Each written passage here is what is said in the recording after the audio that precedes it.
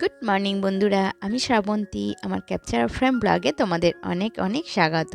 আশা করছি তোমরা সবাই ভালো আছো আর আমিও ভালো আছি। আর আজ হচ্ছে রবিবার 30শে জুন, আর এখন ঘড়িতে বাজে প্রায় 7টার মতো। আর এখন থেকে তোমাদের সাথে নিয়ে আমার ব্লগটা স্টার্ট করছি। আশা করছি তোমাদের ভালো লাগবে। তো আজকে ভেবেছিলাম একটু তাড়াতাড়ি উঠবো, কিন্তু আজকে উঠতে আরও একটু লেট হয়ে গেছে। তো আজকে আছে মেয়ের নাচের এক্সাম। তো তাড়াতাড়ি সমস্ত কাজ কমপ্লিট করে ওকে নিয়ে বেরোতে হবে। মোটামুটি 11টার দিক করে বেরোবো। তাই সকাল থেকে তাড়াহুড়ো করে কাজটা শুরু করে দিয়েছি। তো প্রথমেই আমি ওভেনটা ভালো করে পরিষ্কার করে মুছে নিলাম। এরপরে হচ্ছে যে শোকেসটার ওপরটা মুছে নিয়েছি, বিছানাটাকে ঝেড়ে নিলাম। এই ঘরটা খুব একটা নোংরা হয়নি, আগের দিন সমস্ত কিছুই গুছিয়ে রেখেছিলাম। আর এবার ড্রেসিং টেবিলটা পরিষ্কার করে নিলাম। তো ওঠার কথা তো অনেকটা তাড়াতাড়ি করে ওঠার কথা ছিল, কিন্তু জানি না কিভাবে আজকে ঘুমিয়ে পড়েছি।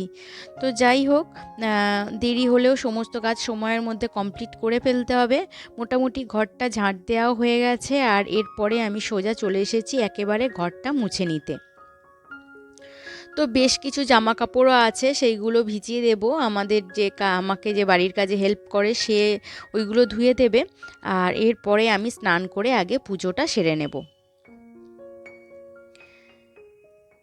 আসলে রবিবার দিনটা তো একটু অন্যভাবে কাটে। সেই দিন খুব একটা কাজের তাড়াহুড়োর মধ্যে কাজগুলো করতে হয় না, ভাবি যে একটু ধীরে সুস্থে কাজ করব। তো রবিবারটা মাথায় ছিল। তো এখন দেখো, স্নান করে কিন্তু আমি চলে এসেছি। তো যেটা বলছিলাম, রবিবার মানে একটা ধীরে সুস্থে আরাম করে কাজের দিন। যাই হোক, এই সপ্তাহে খুব তাড়াহুড়ো করে সমস্ত কিছু মেটাতে হচ্ছে। আর তোমাদের একবার ওয়েদারটা দেখিয়ে দিলাম। বৃষ্টিও হচ্ছে না, আবার রোদও ওঠেনি।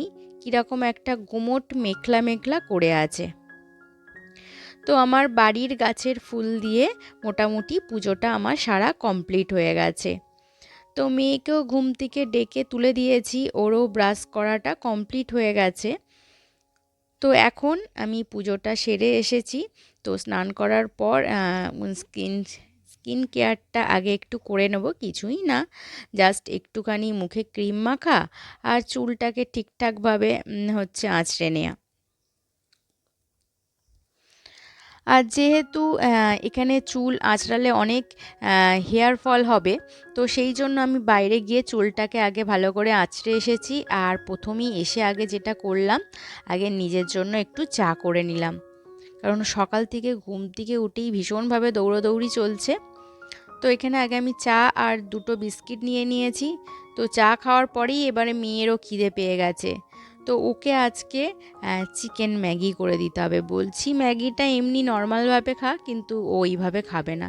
তো যাই হোক, ওকে যখন বায়না ধরেছে তখন অল্প করে একটুখানি চিকেন দিয়ে, কিছুই না, একটুখানি পেঁয়াজ, একটুখানি রসুন কুচি একটুখানি দিয়ে দিলাম।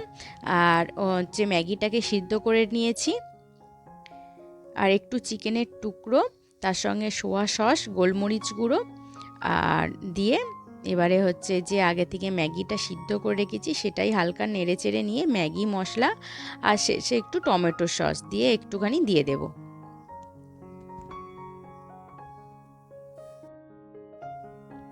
আসলে বাচ্চা মানুষ তো, তো ম্যাগির এক ধরনের রেসিপি খেয়ে খেয়ে বড্ড বোর হয়ে গেছে, তো একটু অন্যরকম কিছু চাইছে। তো যাই হোক, ওকে একটু অন্যরকমভাবে কিছু করে দিলাম। তো ও ওদিকে খেতে থাক আর আমি এদিকে সবজিগুলো কেটে নেব। তো এখন মোটামুটি টিফিন করার সময় আমার হাতে নেই। তো যাই হোক, সবজিগুলো আগে কেটে ফেলতে হবে। একটু চিকেনও করব আজ যেহেতু রবিবার, আর রবিবারে একটু চিকেন না হলে একেবারেই বেমানান। আর রবিবার দিন রাতের দিকে আমার খুব একটা রান্নাঘরে ঢুকতে ইচ্ছা করে না।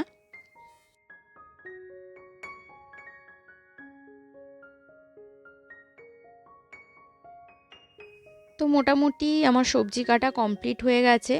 তো আজকে সেরকম কিছু করব না, একটু খালি চিকেন কষাই, মানে চিকেন কষা নয়, ঠিক একটু ঝোলঝোলি করব। আর একটু পেঁপে দিয়ে করব। আর তার সঙ্গে একটুখানি মেয়ের আবার চিকেনের সঙ্গে একটুখানি পোস্ত আলু ভাজা চাই। তো ওর জন্য আবার একটুখানি পোস্ত আলু ভাজবো। তো এখনও আদা রসুনের পেস্টটা করা হয়নি। তো আগে চিকেনটাকে একটু ম্যারিনেট করে নিলাম লঙ্কার গুঁড়ো, হলুদ গুঁড়ো, জিরে গুঁড়ো, ধনিয়া গুঁড়ো আর সর্ষের তেল দিয়ে। আর হচ্ছে পেঁয়াজটা আমি ভেজে কিছুটা দেবো, মানে ভাজার ওপরে কিছুটা দেবো আর কিছুটা পেস্ট করে দেবো। আর সেরকম কিছুই না, এখানে আলু আর পেঁপেটা আমি ভেজে তুলে রাখলাম।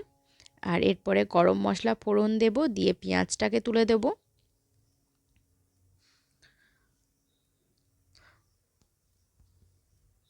তো একটু ঝোল করার সময় তখন যদি একটুখানি পেঁয়াজ অল্প করে বেটে দেওয়া হয়, তেমন ঝোলটা যেমন একটু গাঢ়ত্বও আসে আর খেতেও কিন্তু বেশ ভালো হয়। তো প্রত্যেক সপ্তাহতেই তো চিকেন হচ্ছে, তাই একই রকম চিকেনের রান্না ভালো লাগে না। তো নানা রকমভাবে একটু এদিক ওদিক ঘুরিয়ে দেখা যাক যে কীরকম টেস্ট হয়, এই আর কি ব্যাপার।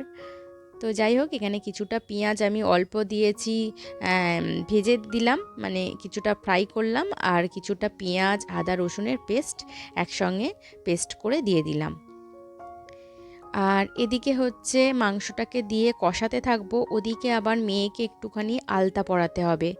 তো ওদের যে আজকে এক্সাম হবে, তো টিচার বলে দিয়েছে হাতের মধ্যে কোনো আলতা পরাবে না, পায়ে জাস্ট পরাবে। আর তার সঙ্গে হালকা সাজগোজ থাকবে।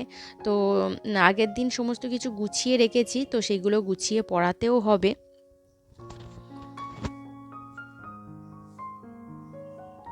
তো এদিকে দেখো আমার পেঁয়াজ আদা রসুন কষানো হয়ে গেছে, মাংসটাকেও দিয়ে দিলাম। তো এদিকে মাংসটা কষানো হতে থাক, আর ওইদিকে বললাম না মেয়েকে এখনও আলতা পরানো বাকি আছে, তো টমেটোগুলোও দিয়ে দিলাম। তো এদিকে একদম লো ফ্লেমে হালকাভাবে চাপা দিয়ে দেবো। আর টমেটো যখন দিয়েছি তাহলে তো নুন দিতেই হবে, তবে টমেটোটা গলে যাবে আর মাংসের সঙ্গে মিশে যাবে তাড়াতাড়ি আর কি।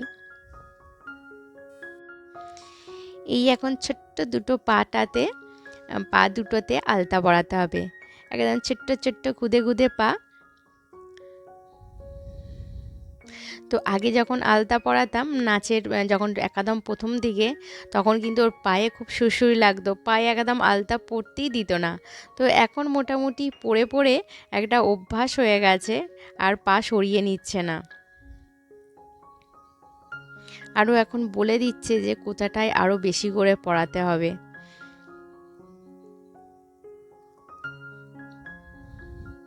এই ছোট্ট ছোট্ট খুদে খুদে পা দুটোয় আলতা পরাচ্ছি আর আমি নিজেই হাসছি।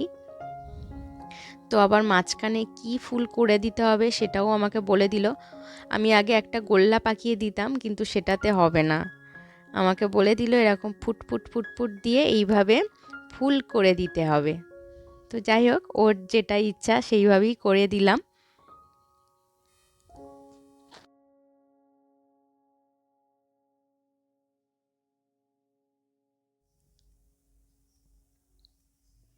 তো এদিকে মোটামুটি আলতা পরানো কমপ্লিট হয়ে যাওয়ার পর দেখলাম যে মাংসটাও মোটামুটি কষে গেছে।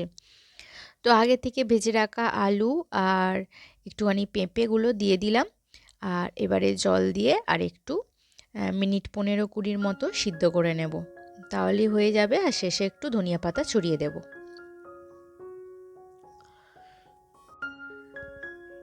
তো ওই দিকে মোটামুটি মাংস কষানো হয়ে গিয়ে জল দিয়ে চাপা দিয়ে চলে এসেছি। আর এখন টিফিন করার মতো মোটামুটি সময় নেই, ওকে আবার রেডি করতে হবে। তো সেই জন্য আমি একটা কলা খেয়ে নিচ্ছি, আর তারপরে যদি টিফিন করার সময় পাই তো তখন করব। তো তার আগে ওকে রেডি করতে হবে।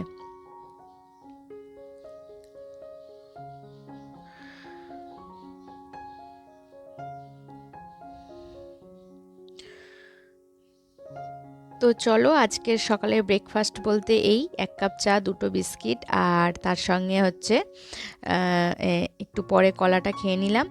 আর এখানে লঙ্কা দেওয়াটা বাকি ছিল, তো লঙ্কাটা দিয়ে দিলাম।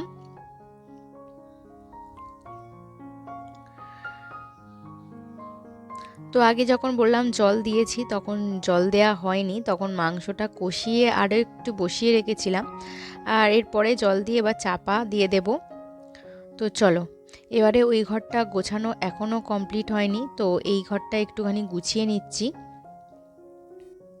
কথাতেই আছে যে টাইম কারোর জন্য বসে থাকে না, একদম সত্যি কথা। সময় কিন্তু সময়ের মতো চলতেই থাকে। দেখো, কাজের পর কাজ করে যাচ্ছি, কিন্তু সময় যে কোথা দিয়ে চলে যাচ্ছে কিছুই বুঝতে পারছি না। তো এখন আর হাতে একদমই সময় নেই।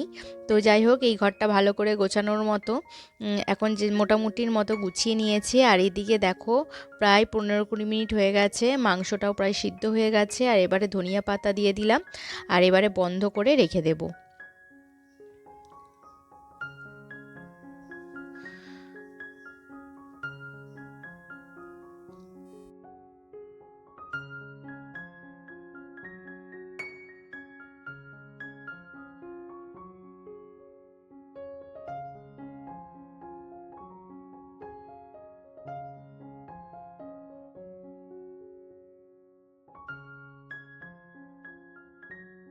তো ক্যামেরা অন করে আর মেয়েকে সাজালাম না, তো ওর মেকআপ, চুল বাঁধা সমস্ত কিছু কমপ্লিট হয়ে গেছে। আর এই দেখো, ছোট্ট পুচকি মতো একটা খোঁপাও হয়েছে। তো মোটামুটি হালকা গয়না পরাতে বলেছিল, হালকা গয়নাও পরিয়ে দিয়েছি। আর এখন আর সময় হাতে ছিল না বলে একেবারে বেরিয়ে পড়েছি, অটোর মধ্যে উঠেও পড়েছি। তো চলো, মোটামুটি খুব বেশি দূরে নয়, কাছাকাছি প্রায় সবাই এসে গেছে। আমারই আসতে মনে হয় একটু লেট হয়ে গেছে, তাও যাই হোক, পরীক্ষা এখনও শুরু হয়নি। ম্যাডাম এসে গেছেন, তো এদের বিভিন্ন ভাগে ভাগে দিয়ে দিয়েছে, মানে বড় ছোট, তারপরে নাটকেরও এক্সাম হবে। তো তাদের একেবারে শেষের দিকে। তো যাই হোক, মেয়ের এসেই কিন্তু একদম পরীক্ষা হলে ঢুকিয়ে দিয়েছিলাম। তো পরীক্ষা ওর হয়ে গেছে। আর হচ্ছে ঘুঙুর, জুতো পরে ঘুঙুরটা খুলতে নেই, তো সেই জন্য আগে একটু খুলে দিচ্ছি ঘুঙুরটা। তো পরীক্ষা মোটামুটি ওর ভালো হয়েছে, মানে যা যা ধরেছে ও বলতে পেরেছে। আর যে নাচটা করতে বলেছিলেন স্যার আগেই বলে দিয়েছিল, ভালো করে প্র্যাকটিস করে গেছে, তো এক্সাম মোটামুটি ভালোই হয়েছে। তো চলো, ভালোই ভালোই পরীক্ষা কমপ্লিট হয়ে গেছে। আর এরপরে এবার বাড়ির দিকে রওনা হওয়ার পালা। যেহেতু সেরকমভাবে ব্রেকফাস্ট কিছু করিনি, তো আমার কিন্তু ভীষণ খিদে পেয়ে গেছে। তো এখন প্রায় ওদের 12টাতেই 10-15তে পরীক্ষা শুরু হয়েছে।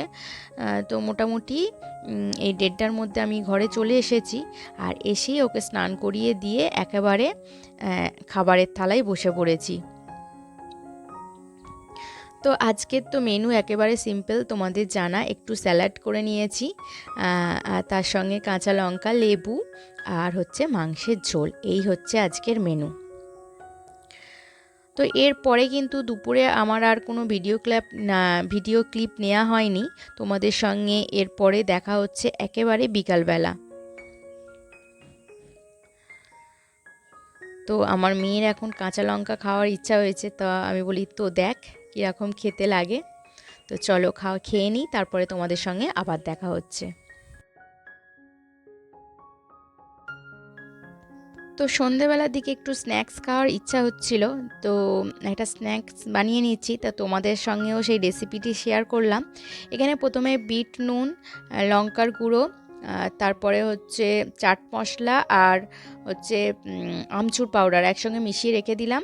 আর এখানে যতটা আমি কাঁচা বাদাম নিয়েছি তার হাফ পরিমাণ এখানে বেসন নিয়েছি, তার মধ্যে লঙ্কার গুঁড়ো, হলুদ গুঁড়ো, জিরে গুঁড়ো, ধনিয়া গুঁড়ো, লেবুর রস আর একটু হিং দিয়ে দিয়েছি। দিয়ে একটা থকথকে ব্যাটার মাখিয়ে এর মধ্যে হচ্ছে বাদামগুলোকে দিয়ে দেব। আর তারপরে গরম তেলের মধ্যে একটা মানে ওই অল্প অল্প করে ছেড়ে দিতে হবে, আর অনবরত কিন্তু নাড়তে হবে যাতে বাদামগুলো ছেড়ে যায়। তো বন্ধুরা, আজকের ভিডিও কিন্তু এই পর্যন্ত। যদি ভিডিওটি ভালো লেগে থাকে তাহলে অবশ্যই একটা লাইক কমেন্ট করে দিও। আর আমার চ্যানেলে যদি নতুন বন্ধু হয়ে থাকো